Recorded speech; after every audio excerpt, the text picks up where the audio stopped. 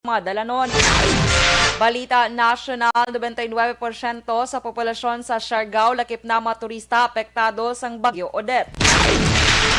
Comelec inbasura ang petisyon nga pagdeklarar kay Bongbong Marcos nga nuisance candidate. Balita international, France Prime Minister nagpandam nga posible mangin dominant strain ang Omicron variant sa pag-umpisa sang 2022.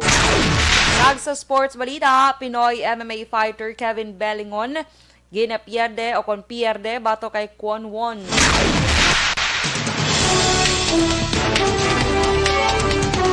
Mayong aga Bacolod, mayong aga Negros Occidental, kag bugas nga Western Visayas, welcome sa pagpangalagad sa Aksyon Balita Sunday Edition. Karon nga adlaw, Domingo, December 19, 2021. Hindi naman sa Aksyon Dorel, Cabatu. Detalye sa balita lokal pagkatapos gid lamang sini.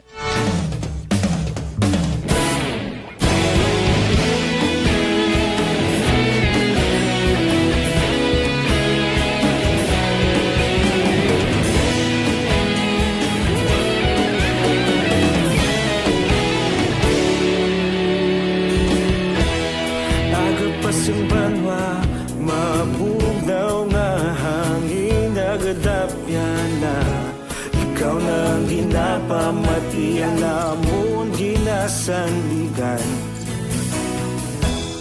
Tingog sang probinsya, kamatuuran ginapalap na minsay nga may dala paglaom kag kasanan. Tinuig na nagligan, ikaw gihapon ang ako nga estasyon sa paghudlak sang adlaw sa pagtuhaw sang biton. Mga balita nga gala inspirasyon, Aksyon radyo, Bacolod man sa gihapon. Padayon Aksyon radyo, Bacolod saludo sa imo. Padayon Aksyon radyo, salamat sa pagserbisyo. Patas kag balanse, matuod nga mensahe, wala sang hinadang pilihan. Padayon Aksyon radyo.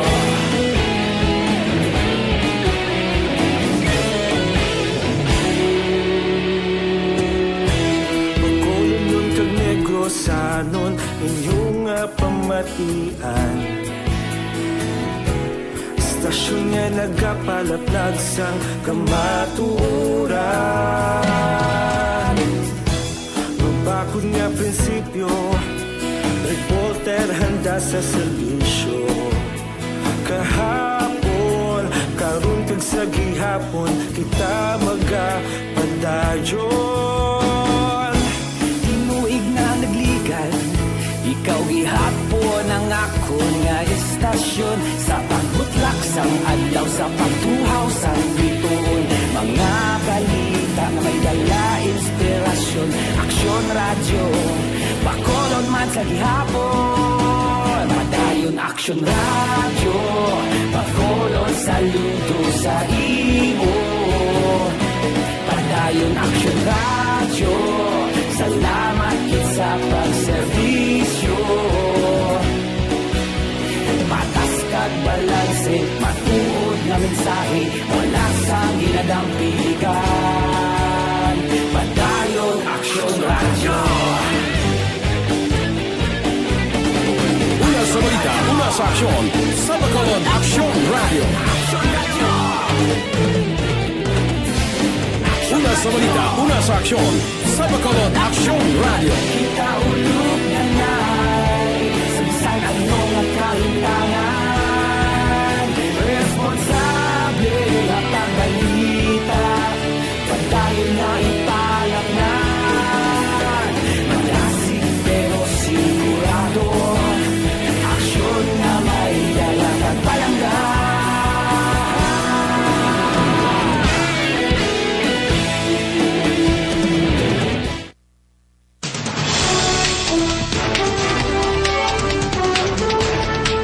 Lasay 7 Aksyon Radio, Philippine Standard Time, pabalik sa Aksyon Balita Sunday Edition, detalye sa balita lokal.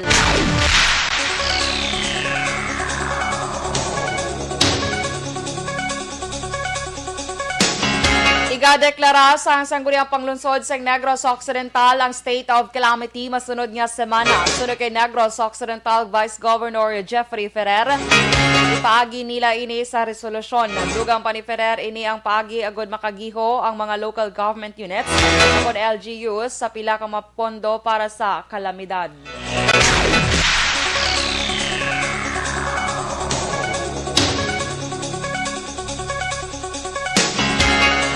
Nagahingyo naman si Negros Occidental Vice Governor Jeffrey Ferrer sa mga environmentalist nga hindi pagbalabagan ang pagpangutod sa kahoy sa kilid sang highway. Sunod kay Ferrer ang clearing operation sugod pagkakas sa mga kahoy sa kilid sang dalan. Dako ang mabulig agud hindi matumbahan ang linya sang poste sa panahon sang bagyo. Dugang pa ni Vice Governor Ferrer, pwede man makapatigayon sang tree planting program sa mga lugar nga wala sang sablag sa tao kag linya sang kuryente. Ehemplo ni Ferrer ang tawo nga napatay sa syudad sang La Carlota na natumbahan sang kahoy samtang nagaduso sang motorsiklo sang nagalaslas ang bagyo Odette. Kahoy man ang rason sa madugay nga pagbalik sang kuryente. Tawod natumbahan sang kahoy ang mga linya sang kuryente kag natumba ang mga poste. Sa pagpangusisa ni Ferrer, may posibilidad nga mabulanan pa nga makabalik sa normal ang supply sang kuryente sa sur sang probinsya.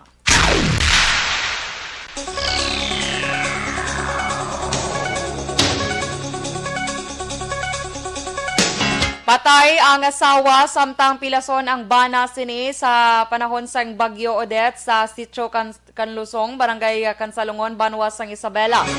Ang napatay ang ginkilala kay Miller Rose Tolentino, 53 anyos.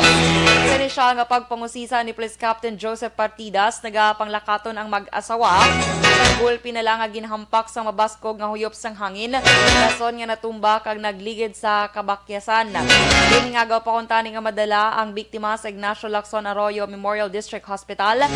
Apang gindeklarar nga dead on arrival si Miller Rose Tolentino. Matapos sa kaanggon sa madamo nga pila sa lawas samtang padayo naman ginabulong sa hospital ang bana sini.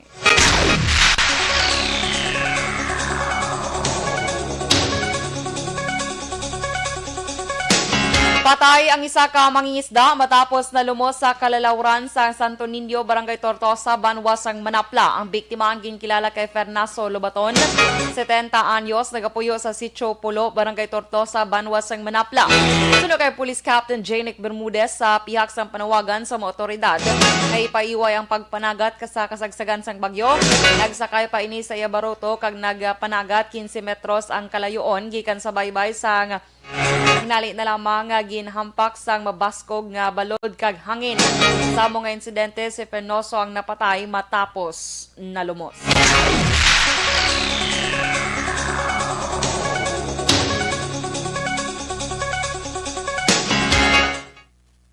Duha ka mga persona ang napatay sa nagligad nga adlaw sa separado nga lugar sa Banwa sang Moises Padilla. Las 2 sang kagahon na sapwan na lamang nga nagabitay sa puno sang kahoy si Jose Ariel Valenzuela, 57 anyos, residente sa San Julian, Mapa, Barangay Udyong, sandig sa investigasyon sang mga kapulisan. Nakita na lamang sang asawa sini nga nagabitay ang yabana matapos aksidente nga naipit sang duha ka sangasang kahoy ang liog sang biktima. Lana po kontani nga utdon sang biktima ang mga sangasang kahoy nga nagabalabag sa atop sang ilapuloyan. Apang aksidente nga naipit ang liog sini kag napatay.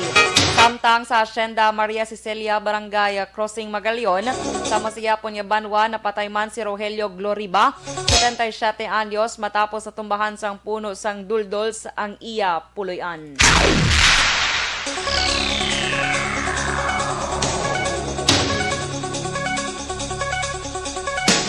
Dead on arrival man sa Don Salvador Benedicto Memorial District Hospital ang isa ka security guard matapos nahulugan sang sangasang kahoy nagligad nga adlaw sa Cristina Road, Barangay 1, Ciudad sang La Carlota. Ang biktima ang ginkilala kay Jomar Sumiling, 32 anyos, residente sa Barangay Balabag sa Amumanya Ciudad. Inisyal nga pagpangusisa ni Lieutenant Colonel Junel Guadalupe. Nag-drive sa motorsiklo si Sumuling apang paglabay sa Cristina Road, Barangay 1. Aksidente nga nahulog ang sangasang puno sang mangga at naigo ini sa iya nga ulo.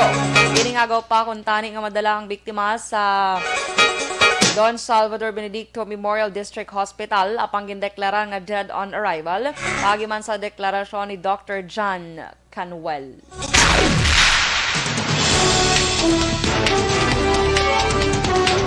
Last 6:12 Action Radio Philippine Standard Time sa mga balita national.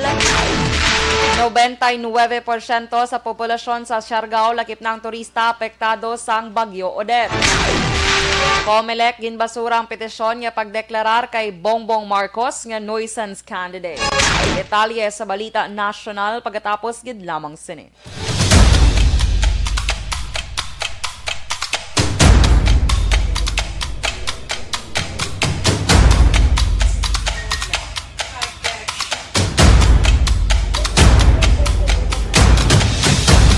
Isa ka dako nga Alright, maayong aga mga ka-aksyon. Dali lang. Okay, so sige. Good morning kay... Dali lang kayo katudo sa ato yung monitor. Kay Romy Pasostento NJ. Kay Mary Grace Balion Beloy, good morning man. Merly Plaza Kerher, Felix Gabutan, Lito Granada, Delmar Diquiña, good morning. Sir Lester Ray Benitez, good morning and thank you so much sa 200 stars. Have a blessed Sunday man sa imo, sir, and God bless. Salamat, gid. Francis Superticioso, good morning man. Si Romy Pasustento NJ, good morning. Aksyon Dorel, tami ako lang asawa ko. Si Christina Italia Pasustento. Keep safe ka mo always sa mga kabataan. Tada. God bless po. Watching from Japan. Oy, good morning dara sa imo, sir, sa may Japan. Ohayo gozaimasu. Kaya Juvita Libon Hardio. Good morning man. Sir Edwin Pineda, good morning sa imo dara sa may New Jersey. Kaya Leia Ang, good morning. Gerald Hermino, good morning man. Yes. Bangon kag padayon Negrosanon. Monitor always this sa Villasol, Bayawan City. Oy, good morning dara sa inyo. Mary Ana Grida. Good morning man. Si Maribel Mese Samente. Araman si Apple Maro. M. Servando, good morning. Si Delmar Diquiña. Good morning, Action Dorel. Have a good Sunday watching on board Carnival Cruise Line. O, sige sir, halong-halong lang kamo dira sa inyo nga pagbiyahe. Kay Diding Alohamiento, good morning man. Gina Macapas Cientos, good morning dira sa may Barangay 29. And advance Merry Christmas sa imo. Kay Miss Jinky Dialagdon, thank you so much Miss Jinky. Sa ginsen mga 200 stars. Kag dali lang kay hindi ko mabasa ang bilog na comment.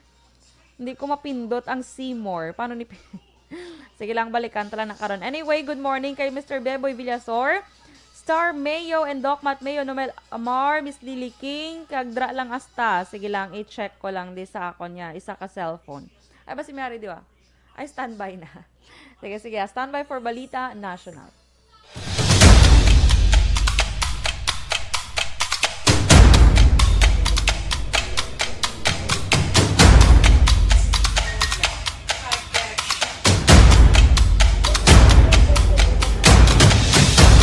Isa ka dako nga pagpanghangkat sa kabuhi sang kada persona ang ipabilin ang iya panindugan sa kabuhi.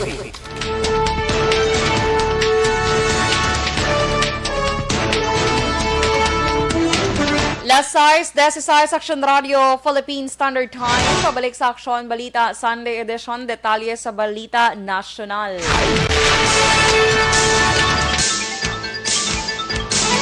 99% sa populasyon sang Siargao Island sa Surigao del Norte lakip na mga turista ang apektado sang Bagyo Odette.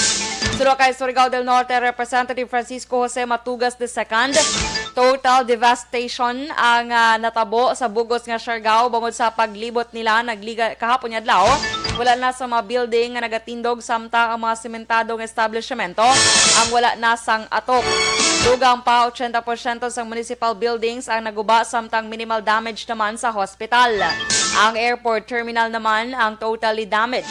Madumduman una nga naglandfall ang bagyo sa Siargao o kon Siargao Island launa 30 sang hapon Disyembre 16 antes naglandfall sa Dinagat Islands last 3 sang hapon.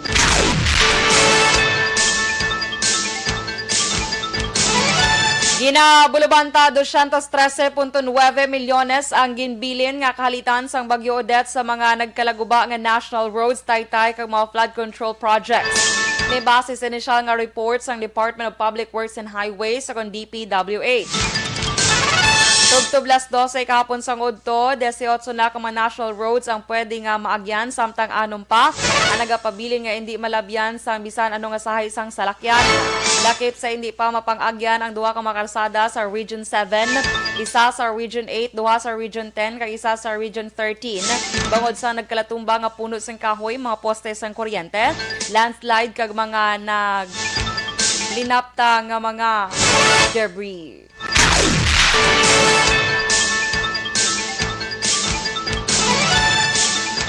Sa iban nga balita national, nag-issue sang resolusyon ang division sang Commission on Elections nga nagapanginwala sang petisyon nga nagapadeklarar kay Ferdinand Bongbong Marcos Jr.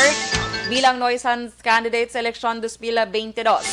Ang petisyon ang ginfile ni Danilo Lihay-Lihay nga nagapangabay nga madeklara si Anay Senador Marcos bilang nuisance candidate ang gin-deny sa second division sa COMELEC. Pero kay COMELEC spokesperson James Jimenez, sa desisyon niya ginpapanaog sa itong Disyembre 16 ang kandidatura ni Marcos ang wala nalakip sa 3 ka board categories sa isa ka ginakabing nga nuisance candidate. Si COMELEC second division presiding commissioner Socorro Inting kag Commissioner Antonio Co. Jr. ang nagpirma sa resolusyon nga nag-deny sang petisyon nga gin-file ni Lihay-Lihay.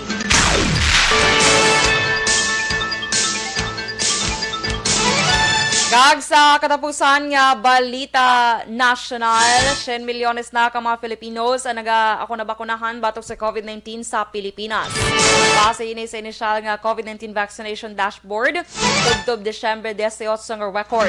Sa nasambit nga kadamuon, 56 milyones 167,765 ang nabakunahan sa first dose, 43 milyones 351,844 na ang fully vaccinated, samtang 1,81,200 naman ang nakapa-booster shot na. Nagalaom naman si Health Secretary Francisco Duque III nga magsigi-sige pa ang interes ng publiko na magpabakuna para mabatuan ang pandemya. Pinakonsiderar man sa gobyerno nga palipoton ang period sang pagpang-booster shot sa 3 ka bulan pagkatapos ang second dose bangod sa pamahog sang Omicron variant. Sa second round sang bayanihan bakunahan ni ginhiwat sang Disyembre 15 tubtub 17, kapin 2.3 milyones ka mga Filipinos ang nabakunahan batok sa COVID-19.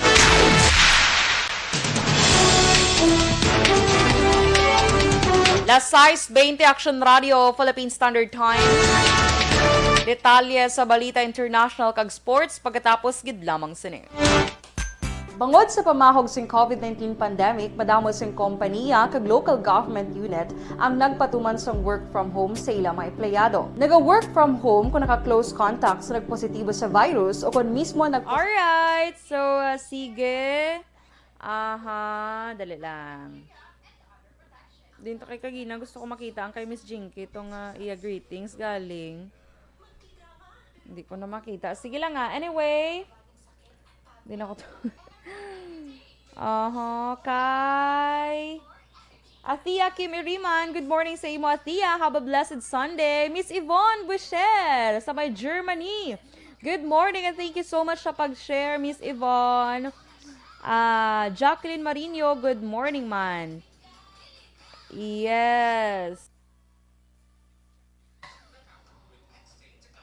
Kay Beltran Galieto, good morning. Watching you live here from Davao City. Shout out lang sa Galieto and Carriedo family sa Barangay Hagimit, La Carlota City. Uy, good morning dira sa inyo. Kag mayong buntag dira sa may Davao City.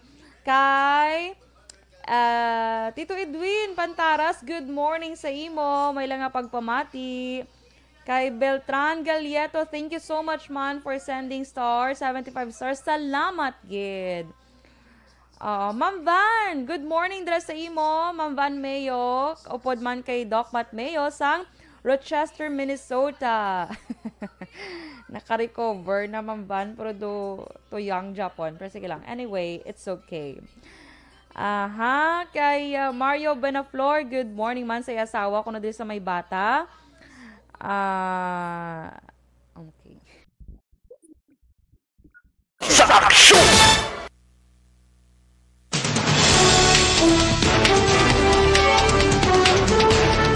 Las 6:22 Aksyon Radio, Philippine Standard Time.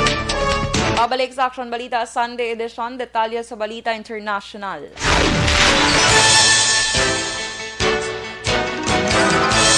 Nagpaandam ang Prime Minister sa France nga posible mangin dominant strain ang Omicron variant sa pagumpisa sa 2022 bawod sa madasig nga paglaptas sini.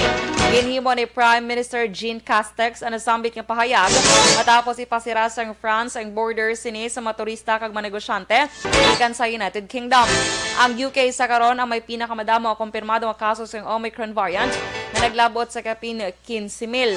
Samtang naglabot naman sa 3,000 ka mga tao sa France ayara sa intensive care sa COVID-19 base man sa ilang latest data.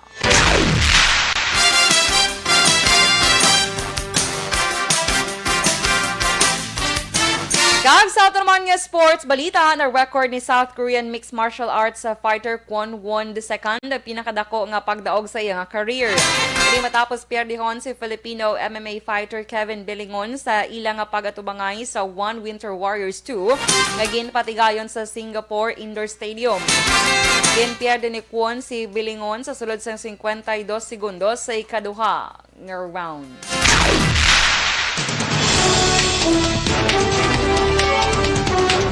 Las 6:24 Aksyon Radio, Philippine Standard Time, kag inyo nabatian ang bugos nga detalye sa Aksyon Balita Sunday edition karong adlaw Domingo, Disyembre 19, 2021.